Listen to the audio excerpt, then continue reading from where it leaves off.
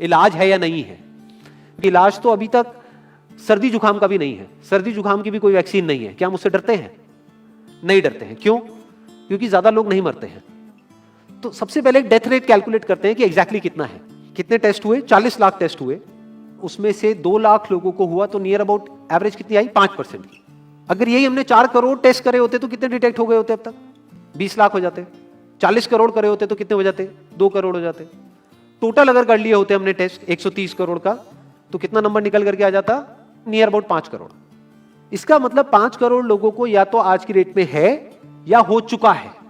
और एक और मजे की बात यह है कि कोरोना में ऐसा नहीं है कि जिसको भी होता है उन सबके सिम्टम्स आते हैं। 80% से ज्यादा जो केसेस होते हैं वो असिम्टोमेटिक होते हैं, उनमें कोई सिम्टम्स नहीं आते हैं। यानी अगर मुझे हो गया है और मैं ठीक भी हो गया हूं तो मुझे पता तक नहीं है।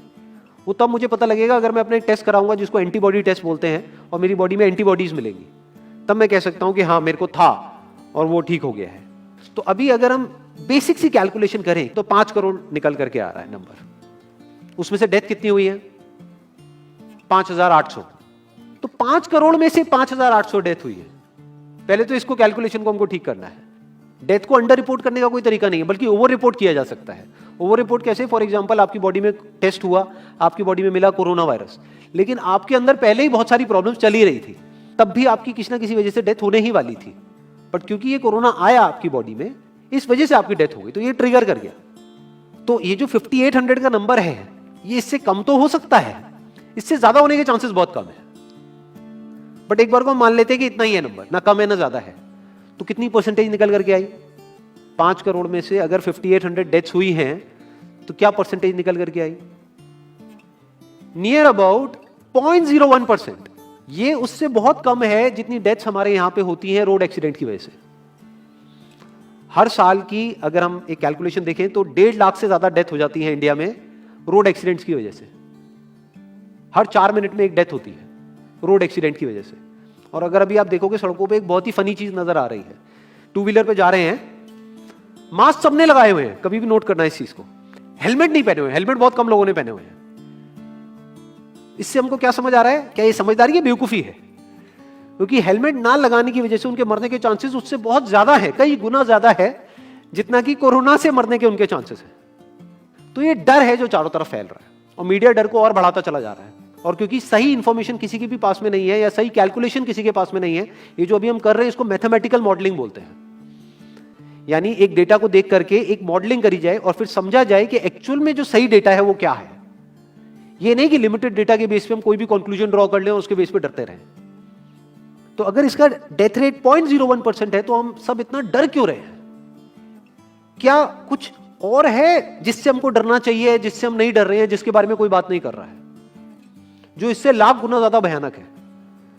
मतलब कोरोना से लाख गुना ज्यादा खतरनाक कुछ है जिससे हम नहीं डर रहे हैं और इससे हम डर रहे हैं। वो क्या है जिससे हमको डरना चाहिए? अनएम्प्लॉयमेंट। अभी पीछे कुछ आर्टिकल्स आए थे न्यूज़पेपर में जहां पे एक फिगर आई थी निकल करके, I am not too sure ये फिगर कितनी सही है कितनी नहीं है, जहां पे आया था कि 13 करोड़ लोग अनएम्प्लॉयड हो गए। इस फिगर से हमको डरना चाहिए। 13 करोड़ लोग अनएम्प्लॉयड होने का मतलब हम समझते हैं कि इसका मतलब क्या है? इसका मतलब ये, अगर इकोनॉमी पॉइंट ऑफ व्यू से देखोगे, कि ये जो 13 करोड़ लोग हैं ये अपने जो खर्चे हैं वो बहुत ही लिमिट में कर देंगे। जिस बंदे की नौकरी चली गई है, क्या वो जाकर के मार्केट में नए कपड़े खरीदेगा? क्या अपने बच्चों के लिए खिलौने खरीदेगा? ट्रैवल एंड टूरिज्म तो भूल ही जाओ।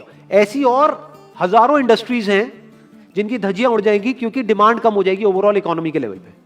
जब डिमांड कम होगी तो क्या करना पड़ेगा इन ब्रांड्स को, इन कंपनीज को क्या करना पड़ेगा, इन मैन्युफैक्चरर्स को क्या करना पड़ेगा? अपनी सप्लाई को कम करना पड़ेगा। जितनी उन्होंने सप्लाई कम करी, अनएम्प्लॉयमेंट और बढ़ गया। कि आज जो नंबर 13 करोड़ है वो बढ़ करके कितना हो गया? 20 करोड़। यानी पूरा का पूरा लूप बन जाएगा। इस लूप को बोलते हैं रिसेशन, जो ग्लोबली ऑलरेडी रिसेशन आ चुका है। और अगर यही रिसेशन और डीप होता चला जाए तो उसको बोलते हैं डिप्रेशन, जहां से एक इकोनॉमी को बाहर आने में 5 से 10 साल लगते हैं। तो इकोनॉमी का पहले ही बुरा हाल था, प्लस इस कोरोना की वजह से और बुरा हाल हो गया है, प्लस जो रहा सहा हमारा जो अपना डर है वो सिचुएशन को और खराब करता चला जा रहा है। और इस डर को हर कोई बढ़ा रहा है, कोई भी कम करने का काम नहीं कर रहा है। एक्चुअल में अगर आप मेरे स्टैंड पॉइंट से देखोगे तो डरने की कोई जरूरत ही नहीं है, क्योंकि जो डेथ रेट है वो बहुत ही कम है। तो हम डर क्यों रहे हैं? सोचो।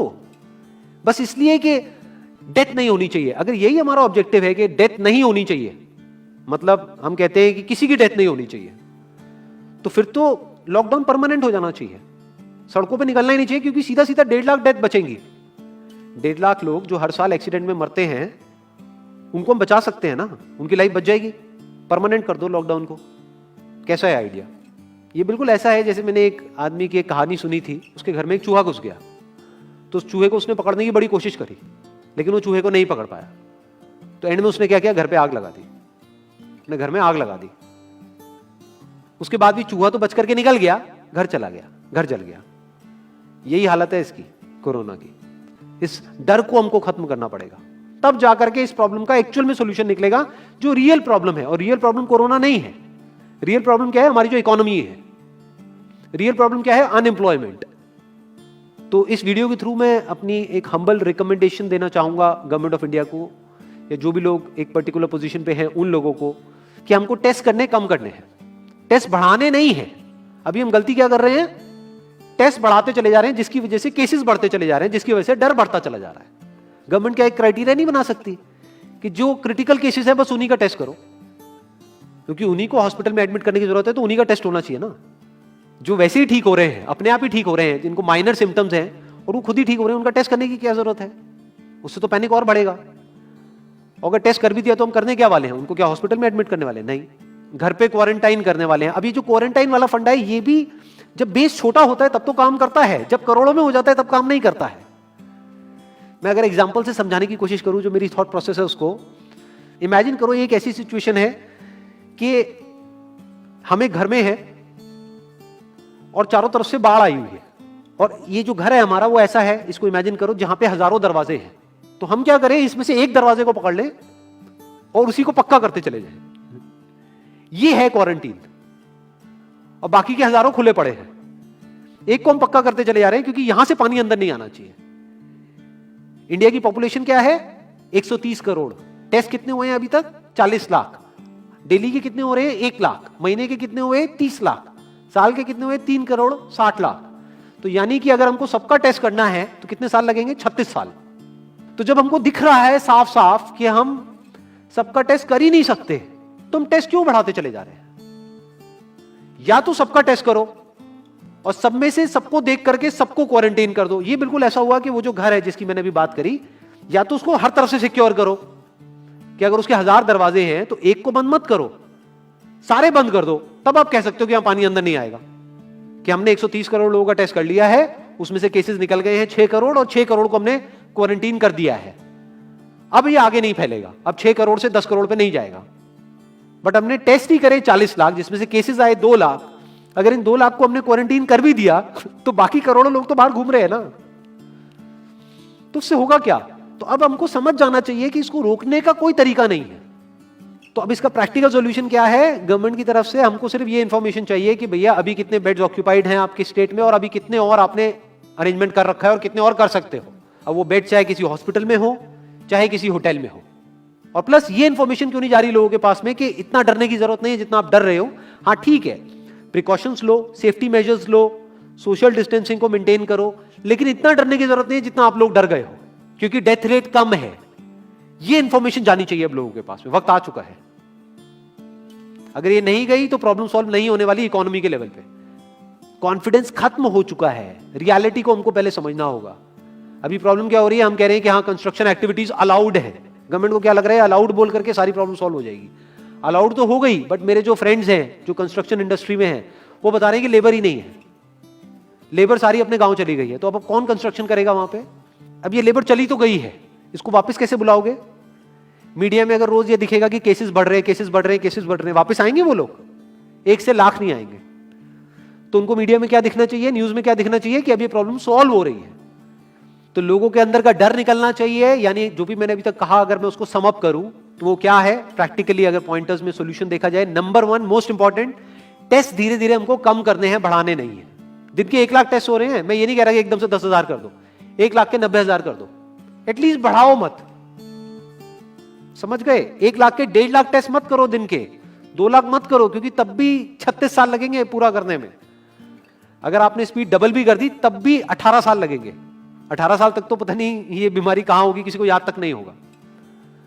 तो करना क्या है गवर्नमेंट को, अगर थोड़ा सा सेंसिबली चले कि टेस्ट को धीरे धीरे कम करते चले जाओ, यानी 1 लाख से 90,000 कर दो, फिर कुछ दिन बाद 80,000 कर दो, फिर 70,000 कर दो। इसकी वजह से क्या होगा, मीडिया में केसेस कम होते हुए दिखेंगे, अखबारों में केसेस कम होते हुए दिखेंगे, हर जगह पे जहां पे अभी आ रहा है कि अभी तक की सबसे बड़ी फिगर, आज तक के सबसे ज्यादा केसेस, वो सब धीरे धीरे कम हो जाएंगे। कम मीडिया में पैनिक फैलेगा, कम पैनिक फैलेगा लोगों में, धीरे धीरे लोग बाहर निकलना शुरू होंगे, जो अभी नीड ऑफ द आवर है। धीरे धीरे लोग बाहर निकलेंगे, धीरे धीरे डिमांड बढ़ेगी, धीरे धीरे लोगों में कॉन्फिडेंस आएगा, धीरे धीरे लोग जो गांव चले गए हैं वो वापस आएंगे, एक्चुअल में काम शुरू होगा। ऑन पेपर नहीं कि काम शुरू हो गया है, एक्चुअल में लोगों का काम शुरू होगा, लोगों का काम शुरू होगा, इकोनॉमी शुरू होगी। बिल्कुल ऐसा है जैसे 2 महीने के लिए आप किसी गाड़ी को बंद करके कहीं पे रख दोगे राज में, तो क्या होगा, बैटरी डाउन हो जाएगी, उस वक्त क्या करना पड़ेगा, उसको धक्का मारना पड़ेगा। तो अभी उस धक्के की जरूरत है, जंप स्टार्ट की जरूरत है। अब जो टाइम है वो डरने का नहीं है, इस डर को खत्म करने का है, क्योंकि कोरोना ने जितने लोगों को नहीं मारा, ये डर मारने वाला है असलियत में। तो अब इस डर को खत्म करने का टाइम आ गया है। अब हम सबको मिलकर के दिमाग ये लगाना है, ये नहीं कि डर को कैसे बढ़ाएं, बल्कि दिमाग ये लगाना है कि डर को कैसे कम करें या खत्म करें, और लोगों के कॉन्फिडेंस को कैसे वापस से लेकर के आए।